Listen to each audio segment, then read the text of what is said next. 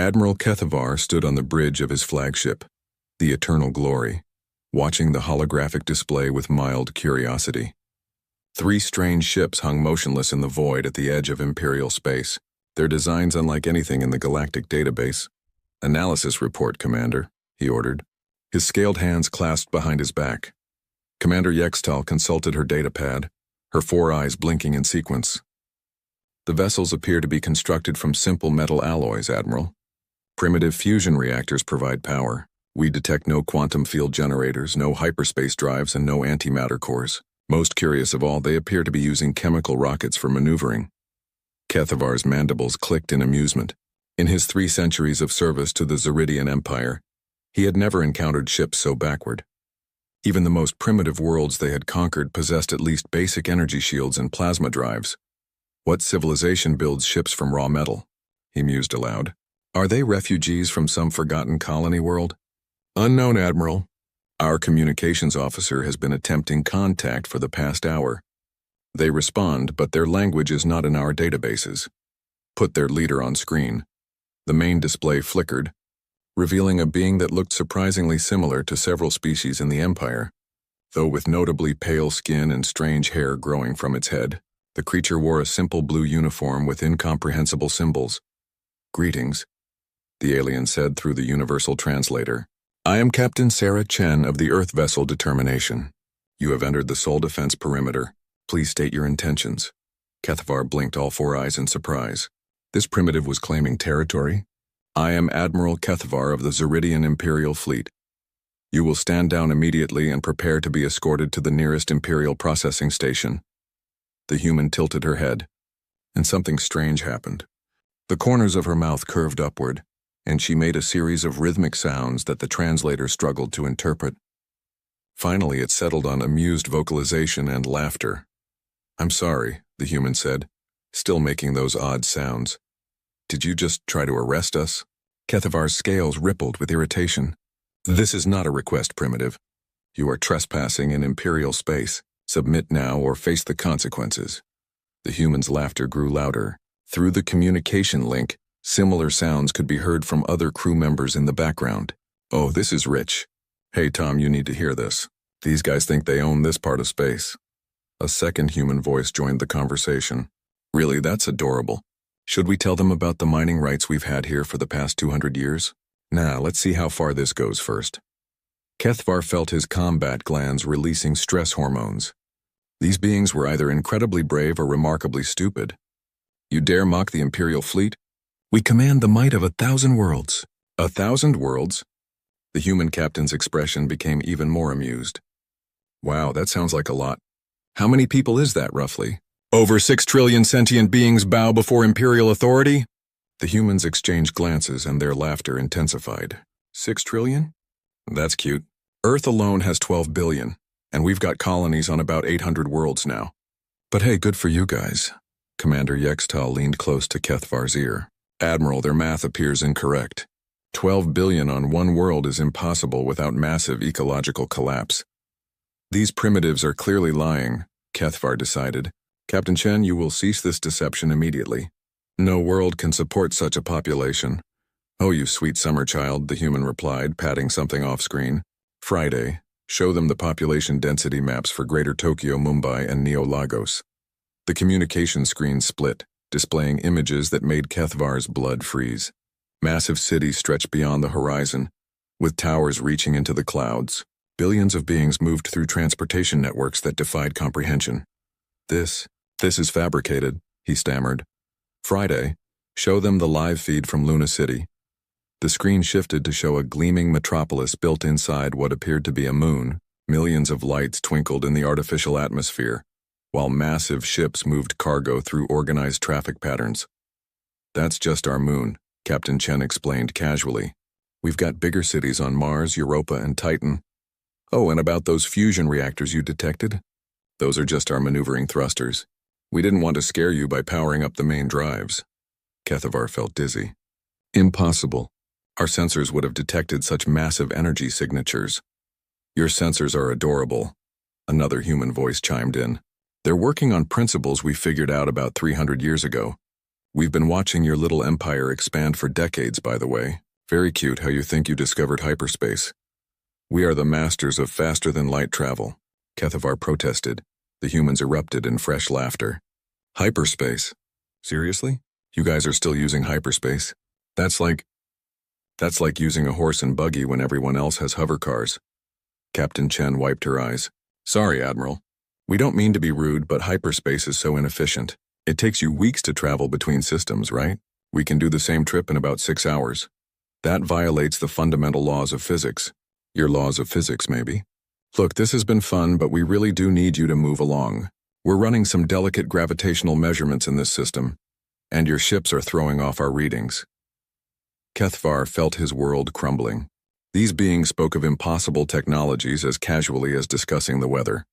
Their ships, which appeared primitive, somehow housed populations larger than entire imperial sectors. You claim to have been watching the Empire expand? Oh yeah, for about 2 centuries now. We keep having debates in the Senate about whether we should make contact, but most people think you're not ready yet. No offense, but you're still fighting wars with plasma cannons and kinetic missiles. It's kind of like watching children play with toy swords. The Admiral's aide, Lieutenant Corvex, whispered urgently in his ear. Sir, our deep space scanners are detecting massive energy signatures throughout this system. Structures that shouldn't be possible. The readings suggest artificial gravity wells, controlled stellar engineering, and power outputs that exceed theoretical maximums.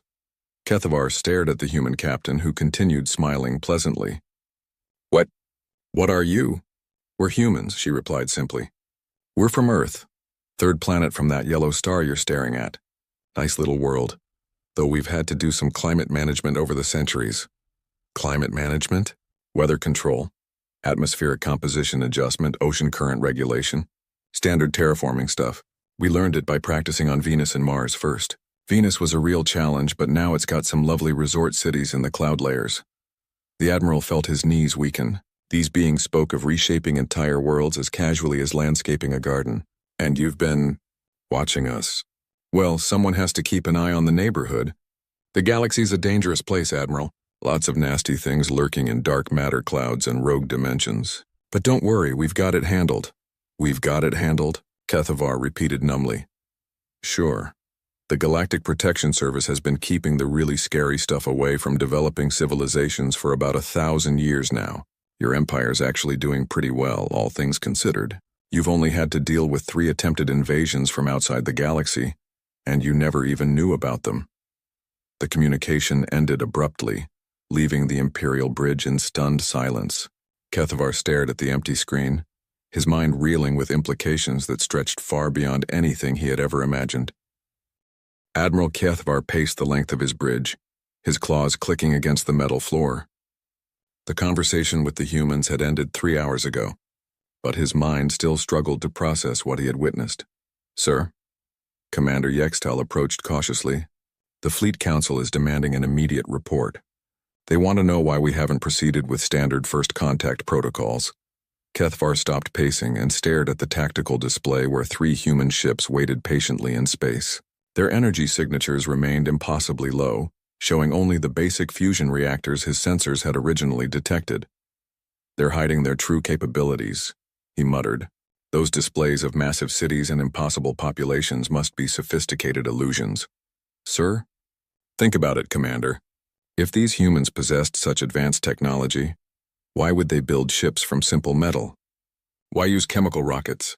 It's clearly an elaborate deception designed to make us abandon our rightful claim to this system. Lieutenant Corvex looked up from his station. Admiral, our long-range scanners are still detecting those massive energy signatures throughout the system. Whatever's generating them, it's far beyond our understanding. Sensor ghosts, Kethavar declared, though uncertainty crept into his voice. Or some kind of holographic projection. We are the Zeridian Empire, Commander. We have conquered 1,000 worlds with our superior technology and military might. These primitives cannot possibly possess capabilities beyond our own. He straightened his shoulders, decision crystallizing in his mind. Prepare a surgical strike. 1 antimatter torpedo, targeted at the lead vessel's engine section. When they see their flagship crippled, they'll abandon this charade and submit to Imperial authority. Commander Yextal hesitated. Sir, are you certain? If their claims about population numbers are even partially accurate, they're not, Kethvar snapped. No species could support 12 billion beings on a single world without destroying their ecosystem.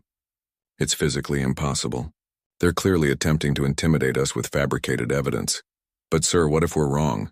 Kethvar fixed his subordinate with a stern glare. Commander, I have served the Empire for 3 centuries. I have witnessed the conquest of 50 star systems and the submission of dozens of alien species.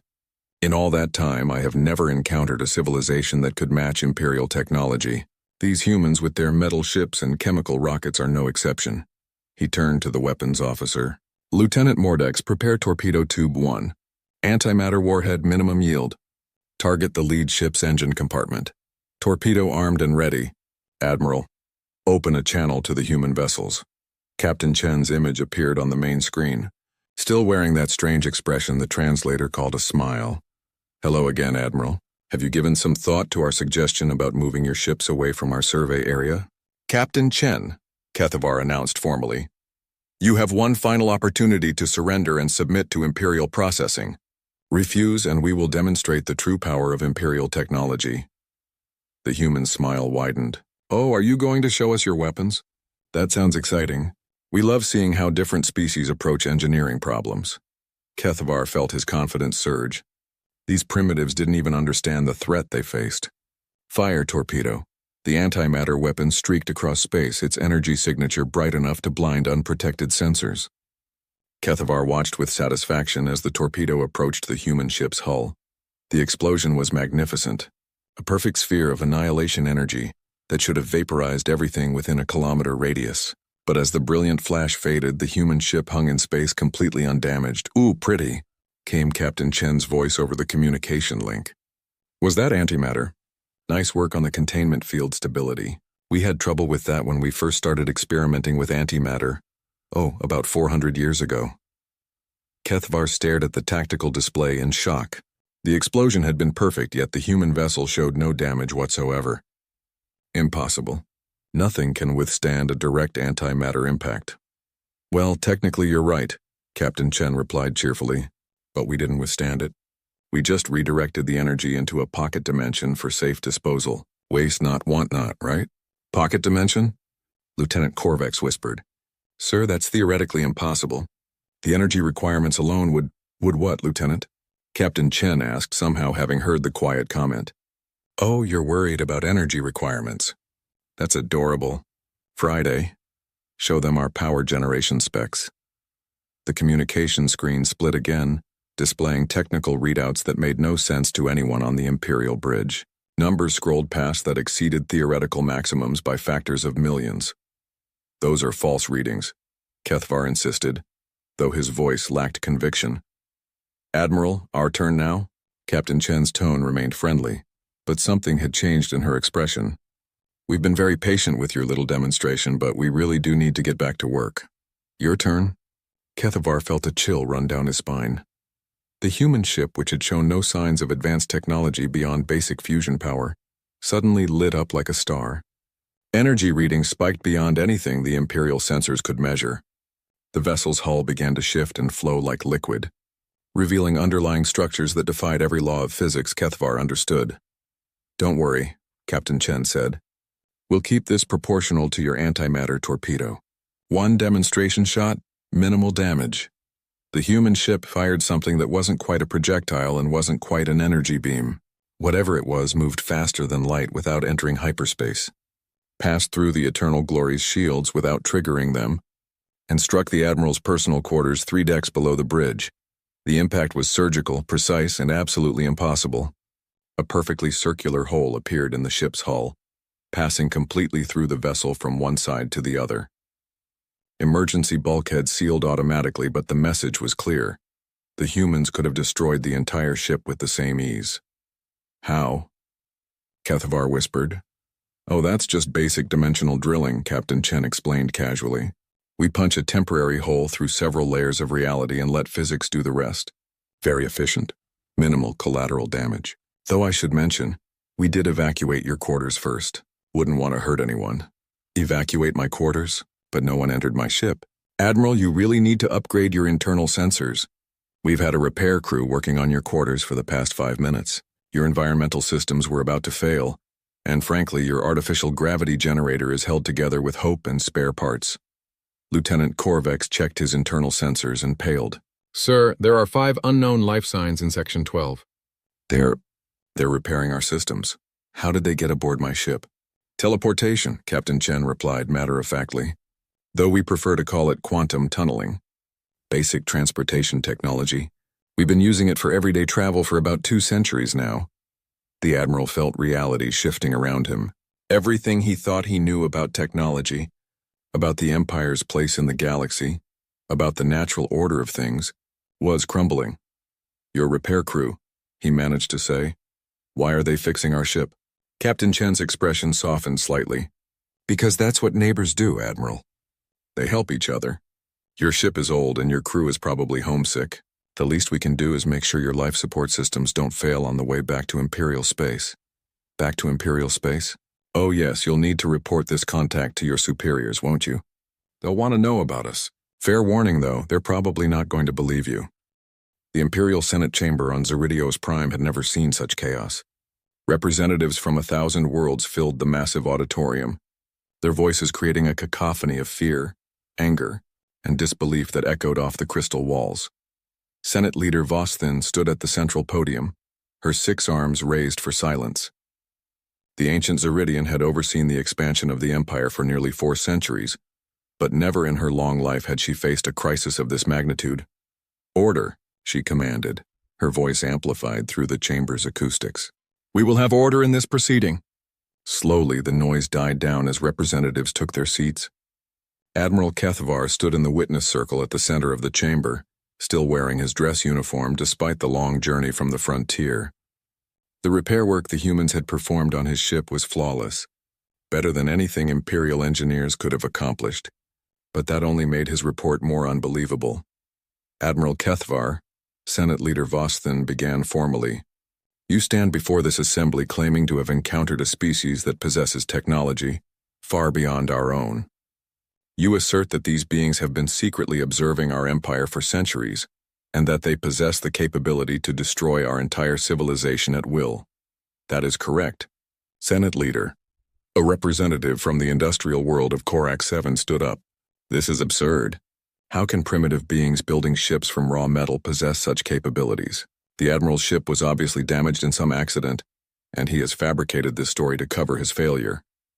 Murmurs of agreement rippled through the chamber.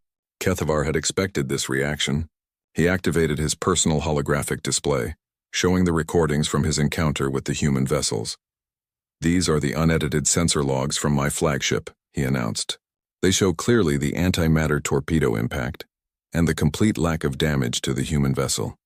They also show the surgical strike that penetrated our shields and hull without triggering any defensive systems. The recording played in holographic detail above the chamber. The assembled representatives watched in growing silence as the events unfolded. The human ship's casual deflection of antimatter, the impossible energy readings, the precise retaliation that could have destroyed the Imperial flagship but instead merely demonstrated their overwhelming technological advantage. Senator Kexmore from the military-industrial complex stood up, her scales flushed with anxiety. If this recording is authentic, then we are facing an enemy that could destroy our entire fleet without effort. How many ships do these humans possess? Unknown, Senator. However, they claim to have colonies on 800 worlds with populations in the trillions. If their other claims are accurate, their military capability would be beyond our ability to measure. The chamber erupted in frightened voices. Representatives from border worlds began demanding immediate military protection, while senators from the core systems insisted the threat was exaggerated. Senate Leader Vostin activated the emergency silence protocol, sending a low-frequency pulse through the chamber that compelled attention. Admiral, you mentioned that these humans claim to have been protecting our expansion. Explain this assertion. Kethvar straightened his shoulders. According to Captain Chen, humanity has been monitoring our empire for 2 centuries. They claim to have prevented 3 separate invasions from outside our galaxy, invasions we never detected. They also suggest that they have been deliberately managing our expansion to avoid contact with more dangerous species. They're managing our expansion? Senator Yithkar from the Exploration Fleet demanded. The Empire bows to no external authority. Senator, with respect, if their technological claims are even partially accurate, we may not have had a choice in the matter. Their ability to manipulate space-time at will would make it simple for them to redirect our exploration fleets without our knowledge. Dr. Zexilan, the Empire's chief scientist, activated his speaking crystal. Senate Leader, I have reviewed the technical data from the Admiral's encounter. The energy signatures recorded are impossible according to our understanding of physics. However, the recordings are authentic. We must conclude that either our understanding of science is fundamentally flawed, or we have encountered a species operating on principles we cannot comprehend. The weight of that statement settled over the chamber like a funeral shroud.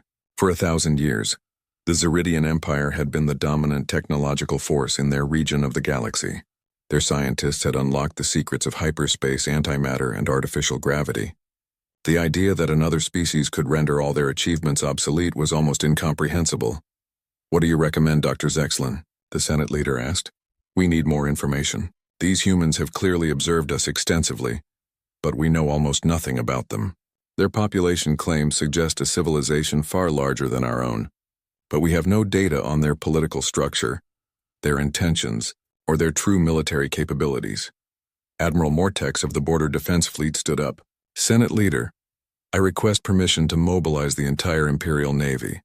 If these humans represent a threat to our civilization, we must be prepared to defend ourselves.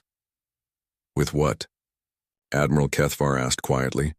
Senator, I have seen their technology in action. They redirected antimatter into a pocket dimension as casually as we might swat an insect. They repaired my ship's systems while we were still aboard, using transportation methods we cannot detect or prevent. If they wished to destroy us, we would not have the capability to resist. The chamber fell silent as the full implications became clear. The Zeridian Empire, master of 1,000 worlds, controller of hyperspace lanes, conqueror of dozens of alien species, was helpless before these mysterious humans. Senator Vexa Quinn from the Intelligence Services activated her speaking platform. Admiral, did these humans make any demands? Did they threaten our territory or our people? No, Senator. Captain Chen seemed more concerned about our interference with their scientific measurements than with asserting dominance. They treated our entire encounter as if we were children playing games that adults found amusing.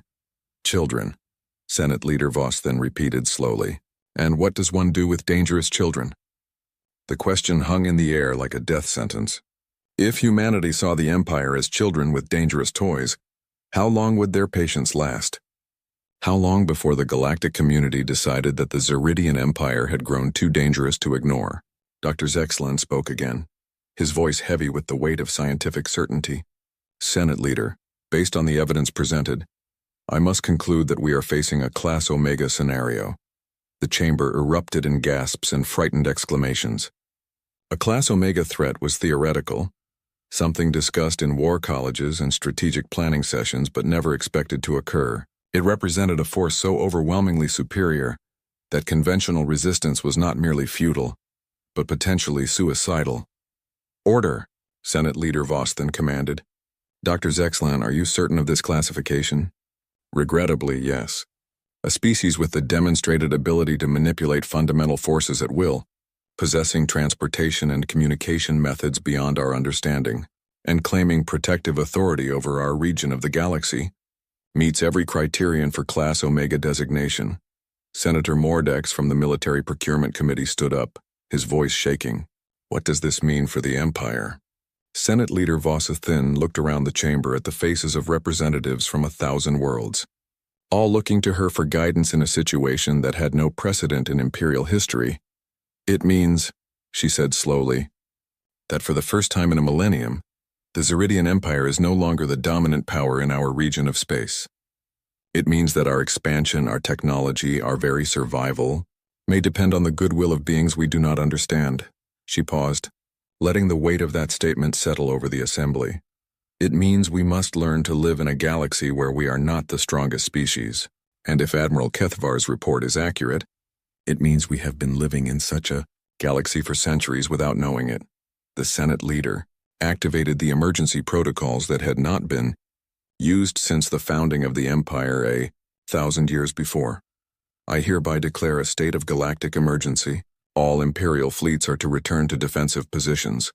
No expansion operations are to be undertaken without Senate approval.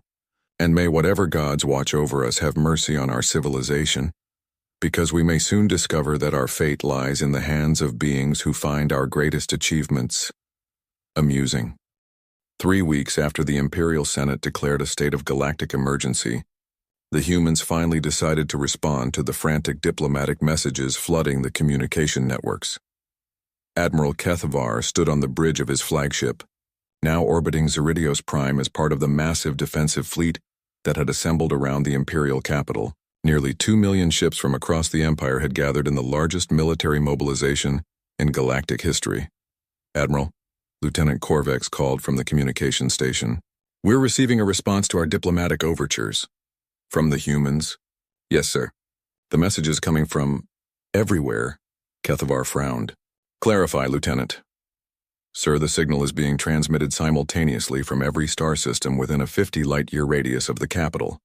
Our deep space arrays are detecting the same message coming from locations that should be impossible to reach in such a short time frame.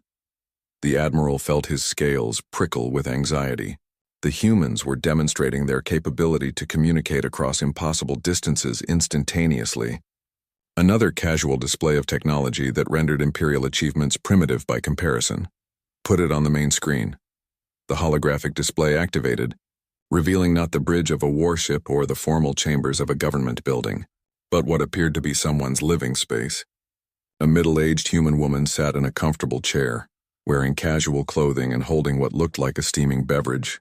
Behind her, large windows showed a view of space with what appeared to be an entire solar system that had been artificially rearranged for optimal living conditions. "Oh, hello there," the woman said cheerfully, waving at the screen. "Sorry about the delay in getting back to you. We've been having the most fascinating debate in the Galactic Management Committee about whether this counts as first contact or just pest control." She chuckled at her own comment, taking a sip from her cup. "I'm Director Elizabeth Harper, currently serving as the regional administrator for this arm of the galaxy. I understand you folks are a bit concerned about our previous interaction."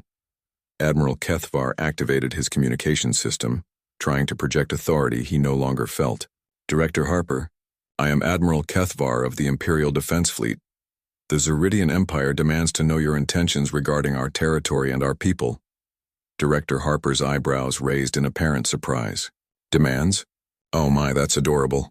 You know, it's been about 300 years since anyone tried to make demands of the Terran Republic. Usually species figure out the power dynamic a bit faster." She gestured toward the window behind her. "See that nice organized solar system out there? We moved all those planets into optimal orbital positions about a century ago. The star used to be a red giant, but we rolled back its stellar evolution to extend the habitable zone. Standard terraforming project, really. We've got about 12 billion people living comfortably in this system alone." The Admiral felt dizzy. They spoke of moving planets and controlling stellar evolution as casually as rearranging furniture. You moved entire worlds? Oh yes, gravitational engineering is basic civil engineering these days. Though I admit it was quite challenging when we first developed the technology. We accidentally turned Jupiter into a small star during our first attempt. Good thing we learned how to fix that sort of mistake." She laughed again, a sound that made the Admiral's combat glands release stress hormones. "But I'm getting off track. You were worried about our intentions, right? The Empire needs to understand what you plan to do with our territory." "Your territory?" Director Harper looked genuinely confused. "I'm sorry, Admiral, but I think there's been a misunderstanding. You don't have any territory. You have a designated play area." The words hit the Imperial bridge like a physical blow. Several officers made choking sounds, and Lieutenant Korvex actually fainted. "A play area?" Kethavar whispered. "Oh yes. The Galactic Gardening Committee set aside this region about 400 years ago as a protected zone for developing civilizations. Your empire, the Crystalline Hegemony, the Hive Collective, and about 30 other species get to practice building interstellar governments without interfering with the more advanced regions of the galaxy." She pulled up what appeared to be a holographic map of the galaxy, with various regions marked in different colors. "See, the blue areas are for species that haven't figured out faster-than-light travel yet. Green areas are for civilizations that have achieved basic space travel but are still learning about interstellar politics. That's where you are. And the other colors? Oh, red areas are for species that have graduated to full galactic citizenship. They get to participate in actual governance and contribute to serious projects like galactic defense, reality maintenance, and dimensional stability. The yellow areas are quarantine zones for species that turned out to be problematic. Admiral Kethavar felt his worldview crumbling again. Quarantine zones? Director Harper's expression became more serious. Well, not every species develops responsibly. Some become aggressive conquerors who threaten galactic stability. Others develop dangerous technologies without proper safety protocols. A few have tried to destroy reality itself, which is always awkward. She brightened again. But don't worry. Your empire is doing quite well for a green zone civilization. You've only had 3 minor reality breaches, and you've never tried to weaponize time travel. That's actually above average. Reality breaches? Oh, those hyperspace experiments your scientists conducted about 50 years ago. They accidentally poked some holes in the dimensional barriers. We patched them up before anything dangerous could leak through, but it was a close call. The Admiral stared at the human woman, trying to process the implications. You've been managing our development? Not managing exactly. More like gentle guidance. We redirect your exploration fleets away from dangerous regions, clean up after your more unfortunate experiments, and keep the really nasty things in the galactic core from noticing your existence. What sort of nasty things? Director Harper waved dismissively. Oh, you know, reality-eating parasites, entropy demons, the usual cosmic horrors. Nothing you need to worry about while you're still in the green zone. She leaned forward conspiratorially. Between you and me, Admiral, your empire is probably ready for yellow zone status. You've developed some impressive technologies, and your military organization is quite sophisticated. But the committee is concerned about your tendency toward aggressive expansion. Aggressive expansion is our right as the superior civilization in this region. Director Harper burst into laughter, nearly spilling her beverage. Oh, Admiral, you're killing me. Superior civilization? You're adorable. You've barely figured out antimatter, and you think hyperspace is the pinnacle of transportation technology. She wiped tears from her eyes. I'm sorry, I don't mean to laugh at you. It's just that watching green zone species discover they're not alone is always entertaining. The reactions are usually so predictable. Predictable? Oh yes. First comes denial, then fear, then anger, then bargaining, and finally acceptance. Your empire is currently somewhere between fear and anger, which is actually pretty good timing. Some species get stuck in denial for decades. Admiral Kethavar looked around his bridge at the faces of his crew, all staring at the human woman who was casually dismantling everything they thought they knew about their place in the universe. What happens next? He asked quietly. Director Harper's expression became more sympathetic. Well, that depends on you. The Empire has 2 choices.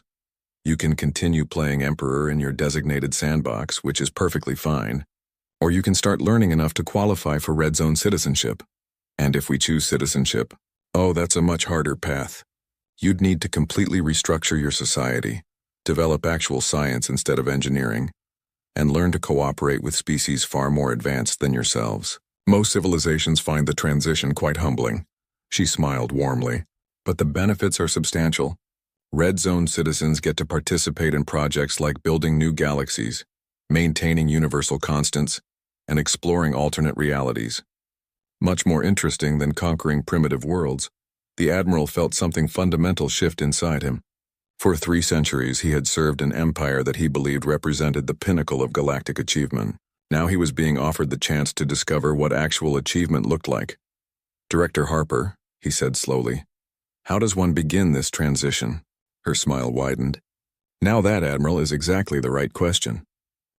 6 months later, Admiral Kethavar barely recognized himself. The proud imperial uniform had been replaced by the simple gray robes of a student. His quarters aboard the human research station Curiosity were smaller than his old bathroom, but contained learning materials that challenged everything he thought he knew about science, mathematics, and reality itself.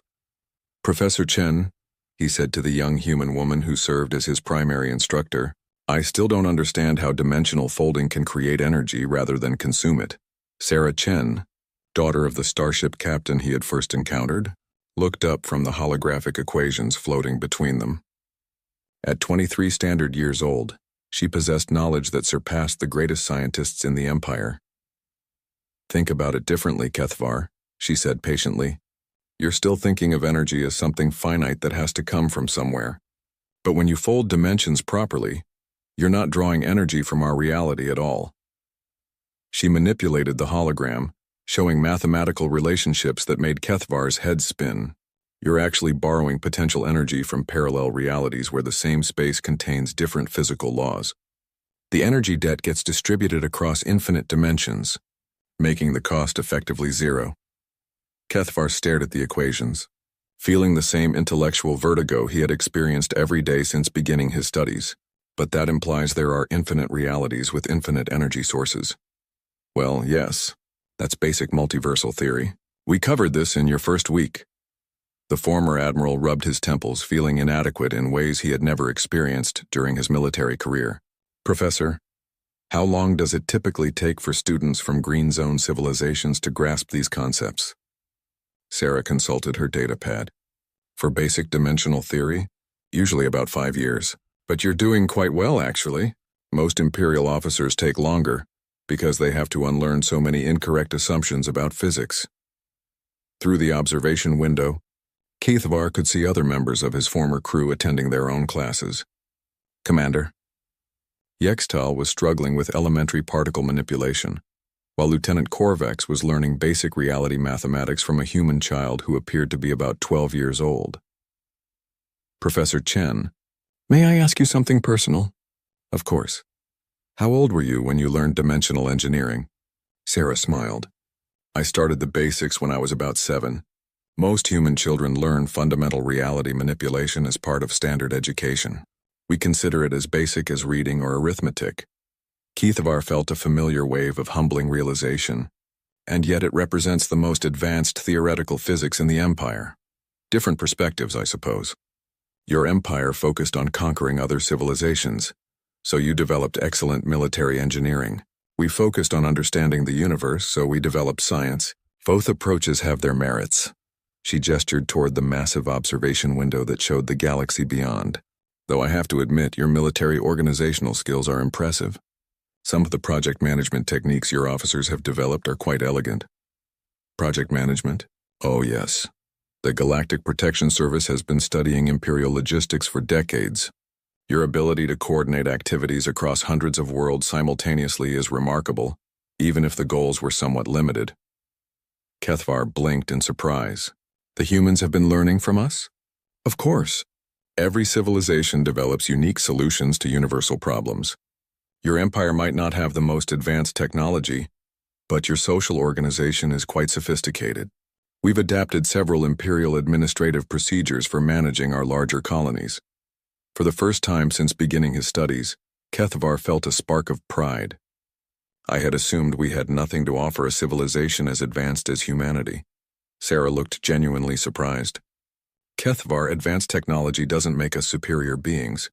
We're just humans who happen to develop different solutions to the challenges of existence. Your people develop different solutions, and many of them are quite brilliant. She activated a holographic display showing various galactic regions. Look at this. Your empire's method of integrating diverse alien species while maintaining social stability? Remarkable. Most civilizations either fail at integration or suppress diversity. You found a balance that allows for both unity and individual cultural expression. The display shifted, showing comparative data. The crystalline hegemony in Sector 7 solved the same problem by turning everyone into identical crystal beings. The Hive Collective just absorbs other species entirely. Your approach is much more elegant. Kethvar studied the data, seeing his civilization from an entirely new perspective. So our methods have value even to red zone species? Absolutely.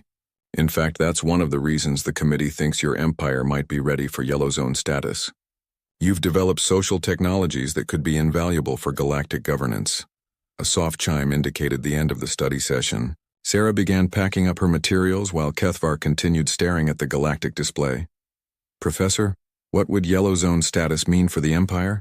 More autonomy, access to intermediate technologies, and the opportunity to contribute to regional projects.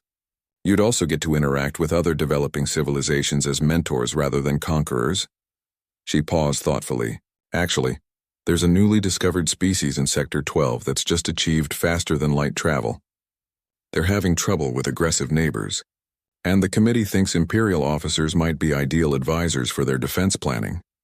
Kethvar felt something stir within him that he hadn't experienced since his military days. We could help protect a developing civilization. If you're interested, though I should warn you, it would mean abandoning the conquest model entirely. The goal would be to help them develop their own strength and independence, not to absorb them into the empire. The former admiral considered this carefully. The idea of using imperial military expertise to protect rather than conquer was revolutionary, but it appealed to something deeper than his old desire for dominance. What about red zone status? He asked, and what would that require? Sarah's expression became more serious. That's much more demanding. Red zone species contribute to maintaining universal stability. They help manage reality itself. She gestured toward the stars beyond the window. See that region where the stars seem dimmer? That's where entropy is advancing faster than normal.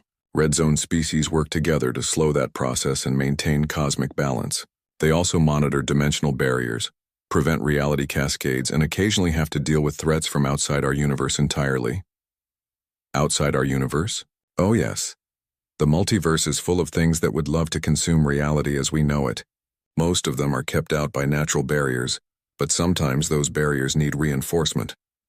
Kethvar felt his mind reeling again. And humanity handles these threats? Humanity and about 40 other red zone species. It's a collaborative effort. Though I have to admit, humans tend to get assigned to the really weird problems because we have a reputation for creative solutions. She grinned. Last year, we had to convince a sentient mathematical equation to stop trying to divide reality by zero. The diplomatic team ended up teaching it poetry instead of pure logic, which somehow solved the problem. The former admiral shook his head in amazement. How does your species remain sane while dealing with such cosmic responsibilities? Practice, mostly, and a really good sense of humor. You have to find the absurdity amusing, or the sheer scale of existence becomes overwhelming. As they walked toward the station's central hub, Kethvar saw other Imperial officers engaged in their studies. Some looked frustrated, others fascinated, but all wore expressions of people whose minds were being fundamentally restructured. Professor Chen, he said finally, I have one more question. Yes? When your mother first encountered our fleet, was she really amused by our threats, or was that diplomatic misdirection? Sarah laughed. The same infectious sound her mother had made months earlier. Oh, she was definitely amused. But not in a cruel way. It's more like, have you ever watched children playing war games with wooden swords? Completely convinced they're mighty warriors? I suppose so. That's how most of the galaxy looks to red zone species. Not stupid or inferior, just earnest and young and completely unaware of how much bigger everything is than they imagine. She patted his shoulder gently. The amazing thing is watching them grow up. Seeing a species like yours discover that they're part of something infinitely larger and more wonderful than they ever dreamed. That moment when you realize that what you thought was everything was actually just the beginning. Kethvar looked around at his fellow students, at the human instructors patiently teaching impossible concepts to minds that had never imagined such possibilities existed. For the first time since childhood, he felt truly excited about the future. Professor, he said, how long do you think it might take for someone like me to qualify for red zone citizenship? Sarah considered the question seriously. For you personally? Probably about 15 years if you really apply yourself. You have good instincts and you're not afraid of having your assumptions challenged. And for the Empire as a whole, that's harder to predict. It depends on how willing your people are to fundamentally change their approach to existence. Some civilizations make the transition in decades. Others take centuries. A few never make it at all. They had reached the observation deck where massive windows showed the galaxy in all its glory. But now Kethvar knew that what he was seeing was just one layer of a reality, so complex and beautiful that his species had barely begun to understand it. 15 years, he mused. It seems like a long time, Sarah smiled.